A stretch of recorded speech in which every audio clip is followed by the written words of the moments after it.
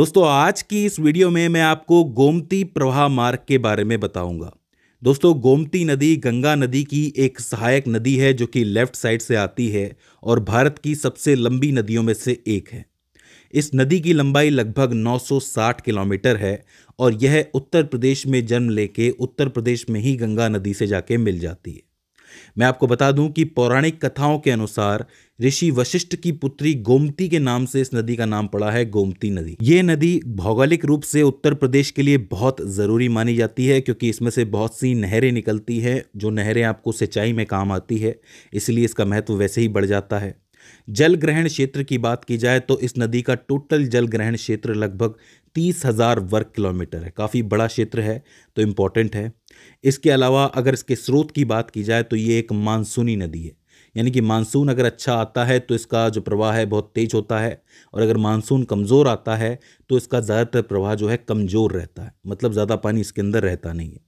इसके अलावा जो औद्योगिक अपशिष्ट है, सीवेज है या फिर आवासीय अपशिष्ट है, उसकी वजह से ये नदी बहुत ज़्यादा प्रदूषित हो गई है जिसकी वजह से इसका पानी काफ़ी हद तक सूख चुका है। बात करें इसके उद्गम स्थल की तो उत्तर प्रदेश में एक ज़िला है पीलीभीत, वहाँ पे माधो टांडा नाम की एक जगह है। माधो टांडा नाम की जगह के पास एक तालाब पड़ता है जिसका नाम है गोमठ ताल या फिर इसको फुलहर झील के नाम से भी जाना जाता है। तो फुलहर झील या फिर गोमठ ताल से इस नदी की शुरुआत होती है। ज़िला पीलीभीत, जगह माधो टांडा के पास गोमठ ताल या फिर फुलहर झील। याद रखना, कैसे भी सवाल बन सकता है। यहाँ से ये नदी चलना शुरू करती है। इसके बाद ये शाहजहाँपुर जाती है, लखीमपुर खीरी जाती है, हरदोई और सीतापुर की सीमा पे बहती है। फिर ये पहुँचती है लखनऊ जो कि राजधानी है, इसी के किनारे बसा हुआ है। लखनऊ से ये बाराबंकी, फैज़ाबाद जहाँ पे अयोध्या भी है, इसके अलावा सुल्तानपुर, जौनपुर, वाराणसी और गाजीपुर जाती है। गाजीपुर और वाराणसी की सीमा पर एक जगह है जिसका नाम कैथी है, इसको कैथी के नाम से जाना जाता है या फिर इसको सैदपुर भी कहा जाता है। वहीं पे ये गंगा नदी से जाके मिल जाती है। तो शुरुआत इसकी पीलीभीत से होती है और एंड इसका गाजीपुर में होता है। तो इस हिसाब से टोटल 12 जिलों से होके ये बहती है। कौन कौन से जिले हैं? पीलीभीत, शाहजहाँपुर, हरदोई, सीतापुर, लखनऊ, बाराबंकी, फैज़ाबाद, सुल्तानपुर, जौनपुर, वाराणसी और गाजीपुर। याद रखना, सवाल बन सकता है। अब बात करें इसकी सहायक नदियों के बारे में तो इसकी बहुत ज़्यादा सहायक नदियां तो नहीं हैं, लेकिन 2-3 इंपॉर्टेंट सहायक नदियां हैं जिनको आपको याद रखना ज़रूरी है। जब ये नदी पीलीभीत से चलते हुए सीतापुर और हरदोई की सीमा पे पहुंचती है तो यहाँ पे इनसे एक नदी आके मिलती है जिसका नाम है कथीना नदी। कथीना नदी इसकी एक छोटी सहायक नदी है जो कि लगभग लेफ्ट साइड से इसके पास चलते हुए आती है। याद रखना, लेफ्ट साइड से ये चलते हुए आती है। वहाँ से जब गोमती आगे बढ़ती है तो ये लखनऊ पहुँचती है और लखनऊ में इससे एक सहायक नदी लेफ्ट साइड से आके मिलती है जिसका नाम है कुकरेल नदी।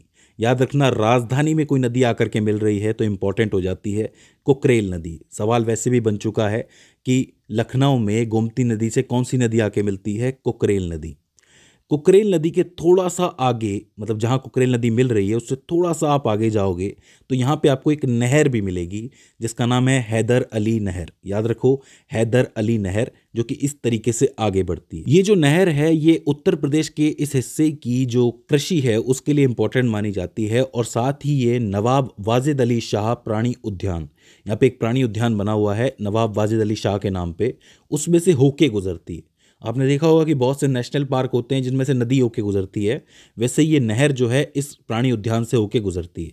सवाल बनता है कि नवाब वाजिद अली शाह प्राणी उद्यान से कौन सी नहर होके गुजरती है, या फिर ऐसे भी बन सकता है कि हैदर अली नहर कौन से प्राणी उद्यान से होके गुजरती है।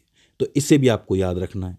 इसके बाद फैज़ाबाद आप पार कर लोगे और सुल्तानपुर पहुंचोगे तो सुल्तानपुर में राइट साइड से इससे आके एक नाला मिलता है, उसका नाम है गभारिया नाला। गभारिया नाला बहुत ही इंपॉर्टेंट नाला है क्योंकि ये बहुत गंदा नाला है। सुल्तानपुर का जो रेजिडेंशियल एरिया है वहाँ से ये नाला आता है और गोमती नदी में आके गिरता है और यही कारण है कि गोमती नदी प्रदूषित हो रही है। हालांकि ये सिर्फ एक नाला नहीं है, छोटे मोटे बहुत सारे नाले हैं। बहुत सारी कंपनियां जो हैं वो अपना जो वेस्ट होता है वो इसके अंदर छोड़ देती हैं, जिस वजह से ये जो नदी है सूखती जा रही है। तो गभारिया नाले के बारे में भी आपको याद रखना है। इसके बाद जब आप सुल्तानपुर क्रॉस करके जौनपुर पहुँचते हो तो जौनपुर में इससे आके एक बड़ी सहायक नदी मिलती है राइट साइड से जिसका नाम है सई नदी। सई नदी जो है वो शाहजहाँपुर के इलाके से निकलती हुई आती है, जो हरदोई, लखनऊ और इसके अलावा सुल्तानपुर को क्रॉस करते हुए जौनपुर पहुंचती है। ऐसा समझ लो कि ये साथ साथ ही चलती है। ये जो गोमती नदी है इसके साथ साथ चलती है और आके जौनपुर में इससे मिल जाती है। ये जो सई नदी है ये लगभग 563 किलोमीटर लंबी नदी है और इसका एक नाम और है आदि गंगा। तो आदि गंगा के नाम से भी सवाल बन सकता है, इससे आपको याद रखना है। तो 3 इंपॉर्टेंट सहायक नदियां हो जाती है। एक तो हो जाती है काकरेल नदी, एक हो जाती है कथीना नदी और एक हो जाती है सई नदी या फिर आदि गंगा नदी। तो इन तीनों को आपको याद रखना है। इसके अलावा हैदर अली कैनाल को आपको याद रखना है और साथ ही गभारिया नाले को आपको याद रखना है। तो इस तरीके से 960 किलोमीटर लंबी जो गोमती नदी है वो गाजीपुर में जाके गंगा नदी से मिल जाती है।